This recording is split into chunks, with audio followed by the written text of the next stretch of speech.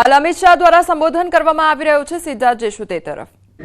साथी ट्रस्टी श्री परेश भाई अमीन, प्रशांत भाई अमीन, हर्षद भाई અને આજના કાર્યક્રમમાં ઉપસ્થિત સૌ ભાઈઓ બહેનો, આપ સૌનું સસ્તું સાહિત્ય વતી હું હૃદયપૂર્વક સ્વાગત કરું છું। આજ ઝવેરચંદ મેઘાણી, રાષ્ટ્રીય શાયર ઝવેરચંદ મેઘાણીજીની આજે પુણ્યતિથિ છે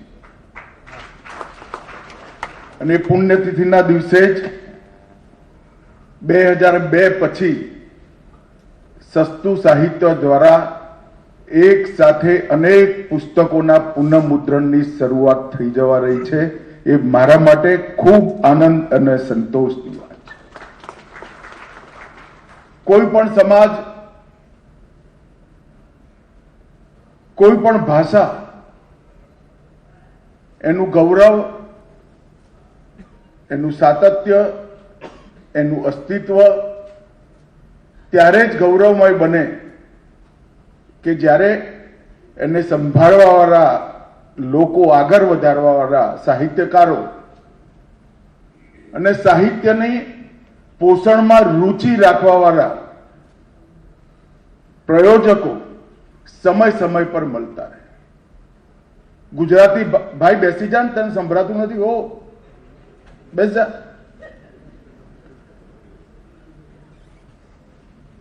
ગુજરાતી ભાષાનો ઇતિહાસ સુસા પૈસા 4 વાળી ગુજરાતીના નામથી મેણા આપણે સહન કરતા, અને એ ઇતિહાસ એક પ્રકારે કેટલાય સારસ્વતોએ આગળ વધાર્યો। હેમચંદ્રાચાર્યથી શરૂ કરી નરસિંહ મહેતા, નર્મદ, ગોવર્ધનરામ ત્રિપાઠી, સુંદરમ, ગાંધીજી, કાકા સાહેબ કાલેલકર, ત્યાંથી રહી અનેક સારસ્વતોએ ગુજરાતી ભાષાને નવી ઉર્જા પણ આપી, એનું આયુષ્ય પણ વધાર્યું, અને આજ પૂરા વિશ્વની અંદર ગરવી ગુજરાત, જેની કલ્પના નર્મદે કરી હતી, એ ગુજરાતીને ગરવી બનાવવાની છે। મિત્રો, હું બહુ નાનો હતો ત્યારે, આમ તો હું ને રઘુવીરભાઈ બંને એક જ ગામના છે। મારા ગામમાં એક લાઇબ્રેરી હતી, મારા દાદાએ જ બનાવેલી, અને લાઇબ્રેરીના એક લાઇબ્રેરિયન કંસારા સાહેબ હતા। મને મારું આયુષ્ય, મારી ઉંમર ખબર નથી એક્ઝેક્ટ, પરંતુ 5-6 વર્ષનો હઈશ। એ વખતે પણ હું સવાલો ઘણા પૂછતો। તો કંસારા સાહેબને મેં પૂછ્યું કે આ વાંચવાની આદત બા રોજ અહીં મૂકી જાય છે, શેના માટે? ત્યારે એને મને એક વાત સમજાવી હતી કે શેઠ, વાંચનની યાત્રા કુતૂહલથી શરૂ થાય, કુતૂહલથી જિજ્ઞાસા સુધી પહોંચે, જિજ્ઞાસાની સંતૃષ્ટિથી રસની જાગૃતિ સુધી પહોંચે, રસની જાગૃતિથી જ્ઞાન પ્રાપ્તિનો માર્ગ આવે, અને અંતે મોક્ષ પણ જ્ઞાનના માધ્યમથી વાંચન જ લે। ને બહુ નાનપણમાં કંસારા સાહેબે વાંચનની આ યાત્રા મને સમજાયેલી, અને એક બાર મનમાં જડબે સલાક બેસી ગઈ હતી કે જીવનનું કલ્યાણ કરવું હોય તો વાંચન સિવાય કોઈ બીજો ઉપાય નહીં। ને મેં અહીં આવતા પહેલા આજે સવારે જ મારા નિત્યક્રમ પતાવી જ્યારે હું વિચાર કરતો હતો, મારા 60 વર્ષના જીવનમાં જે કંઈ કરવાનો પ્રયાસ કર્યો, કદાચ એ નાનકડા ગામમાં એ લાઇબ્રેરી ના હોત તો હું ક્યારેય ના કરી શકત। વિચારોની ઊંચાઈ, વિચારોની ઉદ્ધવગતિ અને વિચારોને સદમાર્ગે વાળવાનું કામ કેવળ ને કેવળ વાંચન કરી શકે, બીજું કોઈ ના કરી શકે। અને એટલા માટે જ કહે છે કે તમારા દેશમાં શાળાઓમાં કેટલી સંખ્યા છે એ દેશનું ભવિષ્ય નથી નક્કી કરતું, પરંતુ પુસ્તકાલયમાં કેટલી સંખ્યા છે એ એ દેશનું ભવિષ્ય નક્કી કરવાની વાત.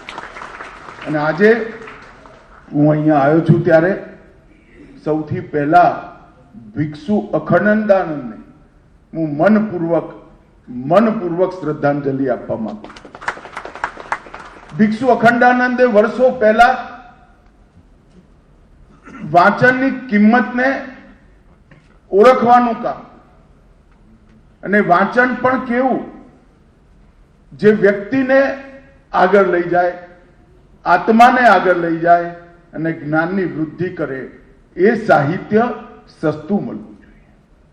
એ વખતે ભિક્ષુ અખંડાનંદે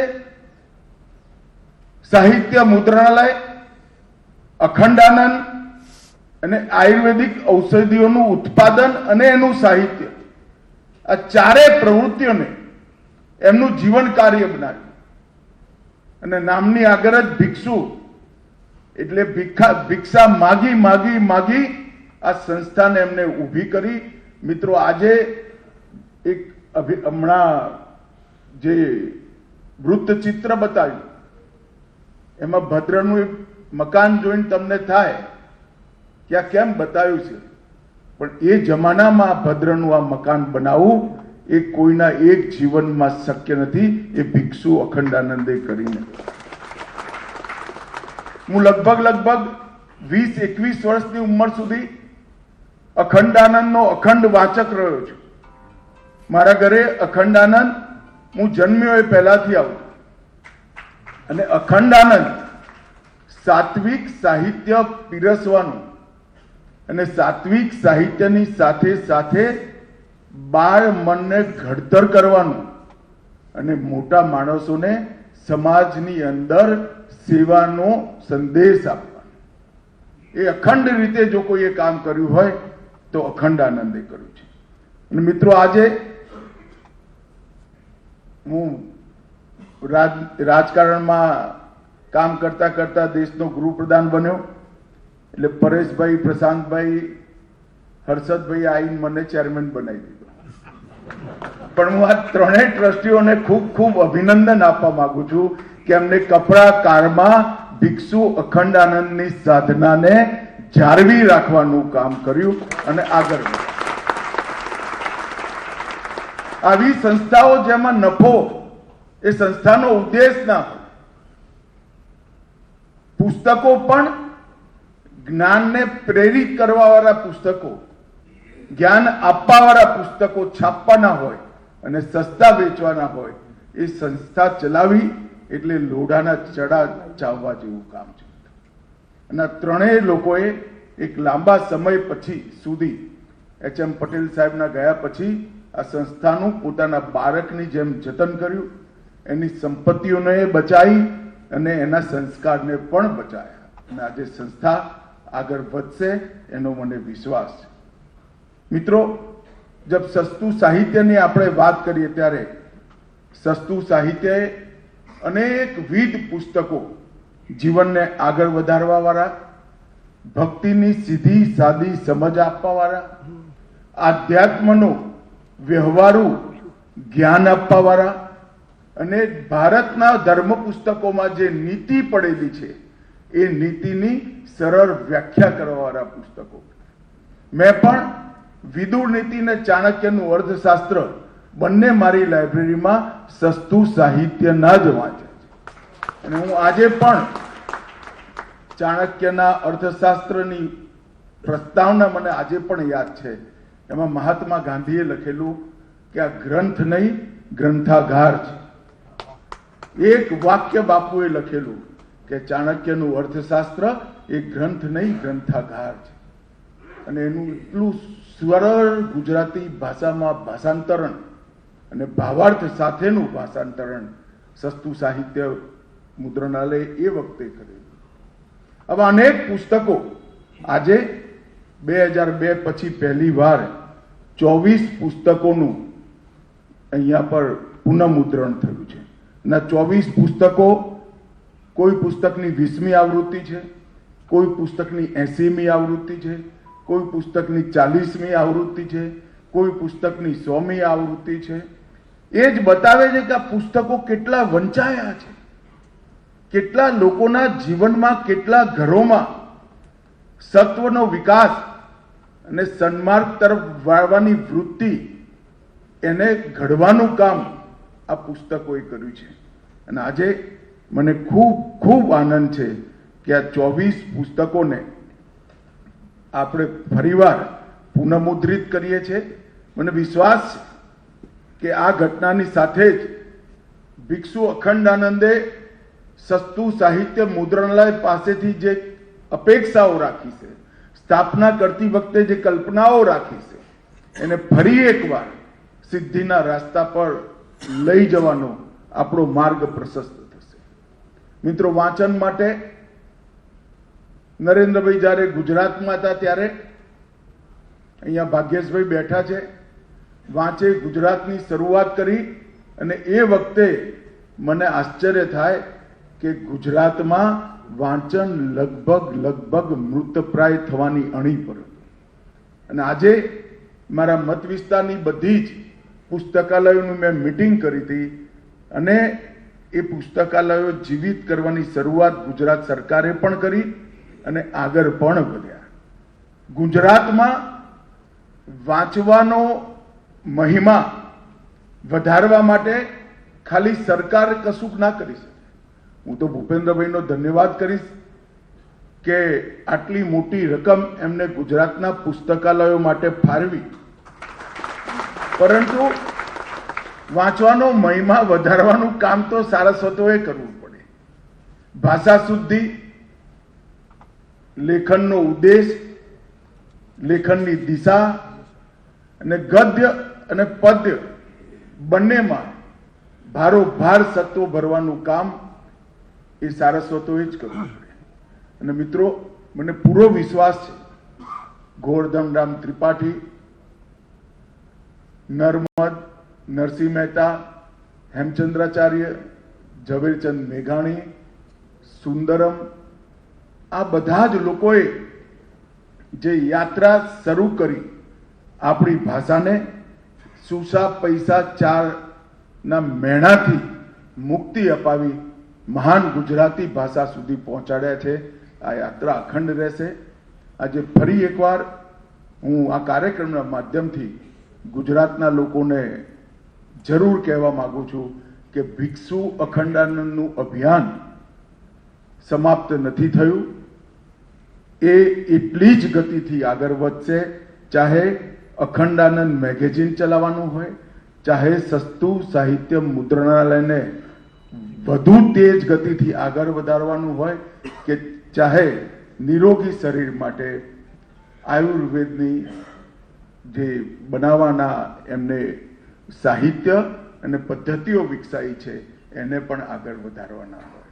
આજે ઇન્ટરનેટના જમાનામાં બાળકો વાંચવાથી દૂર થઈ રહ્યા છે. વખતે હું સૌ અભિભાવકોને, બાળકોના મા બાપને પણ, વાલીઓને પણ વિનંતી કરવા માંગુ છું કે બાળકોને વાંચવાની આદત પાડજો.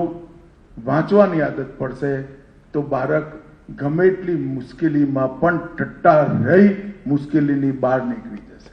અને જો વાંચવાની આદત નહીં હોય તો એક વાવાઝોડામાં જ ભાંગીને ભૂકો થઈ જશે. વાંચનનો મહિમા, એનું મહત્વ અને એની ઉપયોગિતા ત્રણેય મેં મારા જીવનમાં ખૂબ સુપેરે અનુભવી છે. એટલા માટે જ હું બધા વાલીઓને પણ વિનંતી કરવા માંગુ છું કે વાંચવાનો જે ક્રમ અને એના સંસ્કારની પદ્ધતિ બાળકને નાનપણથી જ બાળ સાહિત્યથી વાંચવાની આદત પાડવાથી લઈ એને એના મન, જીવ અને આત્માની ઉન્નતિ સુધી લઈ જઈએ અને આપણી ભવિષ્યની પેઢીનું નિર્માણ કરીએ. હું ગુજરાતના વાચકો અને ગુજરાતના સારસ્વતોને પણ વિનંતી કરવા માંગુ છું કે સસ્તું સાહિત્ય. હવે આગળ વાત કરીએ ક્રિકેટ મુકાબલા વિશે.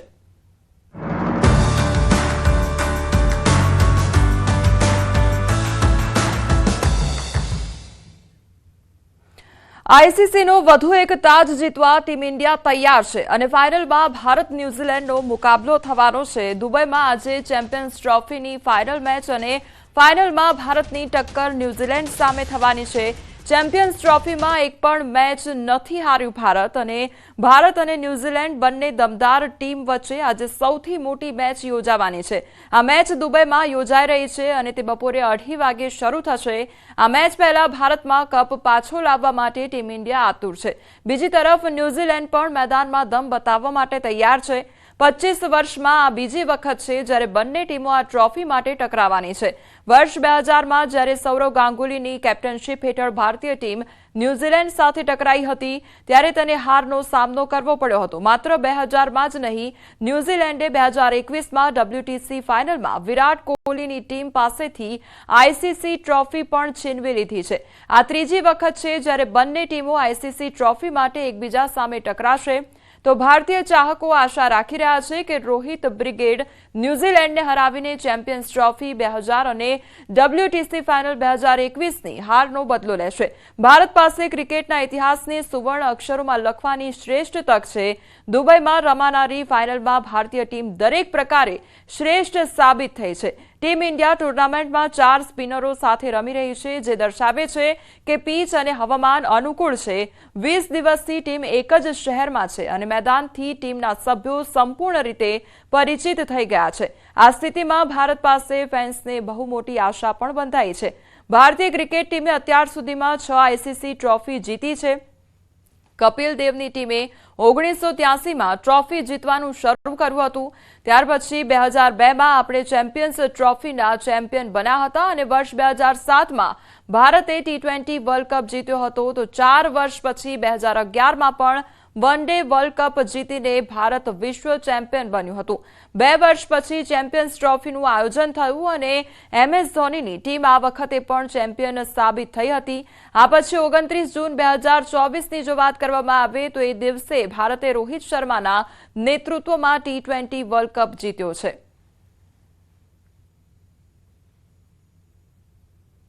Varun Chakravarthy, Kuldeep Yadav, Axar, Jadeja, Mohammed Shami, he is doing really well. Toss will be very vital. So 100 over का खेला बहुत गजबे होगा कल। तो कल क्या 4 स्पिनर्स के साथ जाएंगे क्या? सेम कॉम्बिनेशन के साथ ही खेलना चाहिए क्योंकि जब कुछ टूटा नहीं है तो जोड़ने की जरूरत नहीं है। इससे ज्यादा बैलेंस इंडियन टीम हो नहीं सकता और जिस तरीके से सब खेल रहे हैं तो और भी बैलेंस ज्यादा दिख रहा है इस वक्त। देखिए ये न्यूजीलैंड बहुत ही पुख्ता साइड है, एक ऐसी साइड है जो एकदम तैयार होके आती है। उनके पास वो प्लेयर हैं जो बहुत ही डिसिप्लिन्ड है, एग्जीक्यूट कर पाते हैं उन प्लान्स को बहुत अच्छी तरीके से। तो कहीं ना कहीं नजदीकी मामला होगा। अभी भी इंडिया को आगे ही रखूंगा मैं, इसमें कोई दो राय नहीं है। लेकिन ये सबसे मुश्किल टेस्ट होने वाला है भारत का इस टूर्नामेंट में। मैं समझता हूं कि ये बहुत ही जबरदस्त तगड़ा मैच रहेगा इंडिया और न्यूजीलैंड के खिलाफ और बहुत ही कॉम्पिटिटिव साइड है न्यूजीलैंड की। इन्होंने 300 प्लस साउथ अफ्रीका के खिलाफ जो खेला और जीता है फाइनल्स में आने के लिए, तो ये बहुत ही फॉर्मिडेबल साइड है न्यूजीलैंड की। तो यहाँ पे बहुत ही तगड़ा कंपटीशन होने वाला है दोनों टीमों के बीच में। इंडिया की तरफ से ही देख रहा हूँ मैं चैंपियंस ट्रॉफी फाइनल इंडिया की तरफ से, और मैंने पहले ही बोल दिया कि अच्छा क्रिकेट खेलते हुए आ रहे हैं, वैसे सेम क्रिकेट खेलेंगे तो final it's just another game. सबका परफॉर्मेंस देखना चाहता हूँ मैं, 1 से लेके 15 तक, जो 15 के 15 गए हैं उधर और जो बाहर सपोर्ट स्टाफ है इतने टाइम से सपोर्ट कर रहे हैं टीम को, तो मैं सबका परफॉर्मेंस देखना चाहता हूँ। टीम बिल्कुल सेटल्ड है और मैं उम्मीद करता हूँ कि इस मैच में शुभमन और रोहित का बल्ला भी बोले, विराट का तो बल्ला बोला है, KL राहुल का बल्ला बोला है, श्रेयस अय्यर का बल्ला बोला है। तो टीम जीतनी जरूरी है। मुझे लगता है कि वो टीम काफी सक्षम है, अच्छी टीम है। मुझे लगता है कि टीम इंडिया जीत के वापस आएगी। આ તરફ રાજકોટ વાસીઓમાં પણ ક્રિકેટ ફીવર છવાયો છે। આજે ઇન્ડિયા ન્યૂઝીલેન્ડ વચ્ચે ચેમ્પિયન ટ્રોફીનો ફાઇનલ મુકાબલો છે। ક્રિકેટ પ્રેમીઓએ કહ્યું છે કે આજે બપોરે 2 વાગ્યા બાદ કોઈ જ કામ કરવામાં નહીં આવે, માત્ર મેચ જોવાનું જ આજના દિવસે આયોજન કરવામાં આવ્યું છે।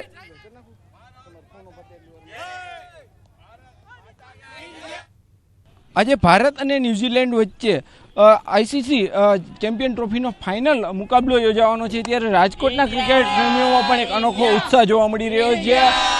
આજે જે ક્રિકેટ પ્રેમીઓ છે તે અનોખા ઉત્સાહ સાથે જે છે એ ઇન્ડિયન ટીમને ચીયરઅપ કરી રહ્યા છે, એક ઉત્સાહ જોવા મળી રહ્યો છે। શું કહેશો આજના મેચને લઈને, કેવો ઉત્સાહ છે, શું માહોલ છે?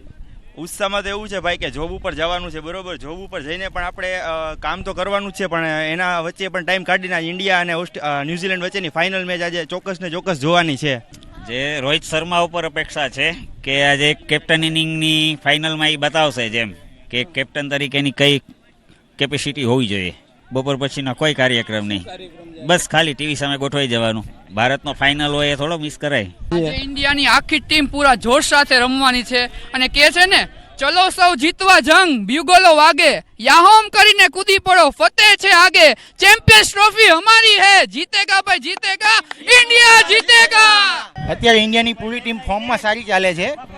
જે રીતના વિરાટ કોહલીએ હમણાં બેટિંગ કરી છે લાસ્ટ મેચમાં, તો વિરાટ કોહલી અને રોહિત શર્મા પાસે પણ ઘણી અપેક્ષા છે કે આજે સારી બેટિંગ કરી અને ઇન્ડિયાને સારા સ્કોર સુધી પહોંચાડી દઈએ.